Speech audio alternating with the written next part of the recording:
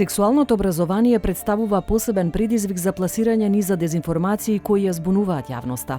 Често се создава погрешен впечаток дека сексуалната едукација ќе биде учење на младите како да имаат секс, што е дезинформација. Во суштина мора да сватиме дека сексуалното образование не е порнофилм. Ова се најчестите шпекулации кои ја доведуваат во заблуда јавноста за сексуалното образование.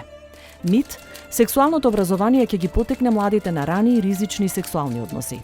Факт, за жал, многу луѓе веруваат дека ова е вистина, но факт е дека ова е дезинформација која е пропаганда за промискуитет.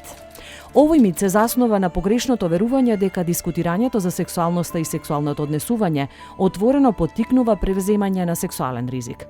За жал, оваа дезинформативна пропаганда влијае врз јавноста во поглед на перцепцијата дека отвореното зборување за секс сигнализира дека општеството одобрува млади луѓе да имаат секс. Еве што е точно. Постои силен научен консензус кој докажува дека обезбедувањето информации и услуги на младите луѓе, поврзани со сексуалното и репродуктивно здравје, не ја зголемува сексуалната активност. Наместо тоа, младите луѓе кои имаат пристап до сеопфатни информации за сексуалната едукација се чувствуваат посигурни за својата сексуалност, што го одложува првото сексуално искуство и се користи контрацепција. Мит, сексуалната едукација ги учи младите да имаат секс. Факт, сексуалната едукација ги учи младите за здравјето и сексуалноста, што не е само секс, се работи за многу повеќе. Сексуалната едукација не учи за нашите тела и како тие функционираат, како да формираме и одржуваме здрави односи од сите видови, од пријателства до романтични партнерства. Ова не подготвува за подобро здравје и подобар квалитет на животот, додека сме живи. Сексуалната едукација подразбира учење за работи како што се анатомија, безбедност, почит, љубезност, родови норми, идентитет и самоизразување, романтика и љубов, вредности, интензитетот на моќта, правата што ги имаме над нашето тело и варијациите во човековите тела. Ова значи подобрување на вештините потребни за ефективна комуникација, донесување одлуки, тврдење и почитување на границите, да бидете етичка личност и партнер, да се справувате со отфрлање, да се грижите за своето тело и да управувате со вашето здравје.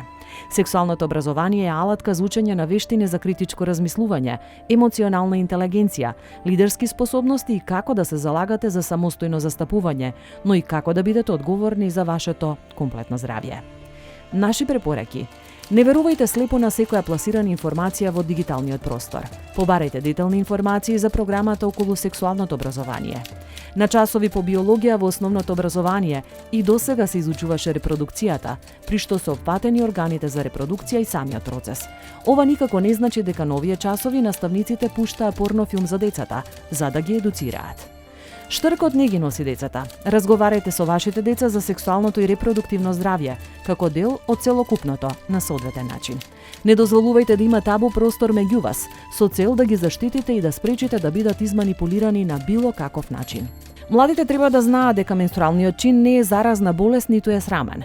Менструалниот циклус е нормален, природен и многу важен дел од животот на секоја жена во репродуктивната возраст. Првата менструација го означува влегувањето на младите девојки во светот на возрастните и сигнализира дека нивното тело е подготвено за репродукција.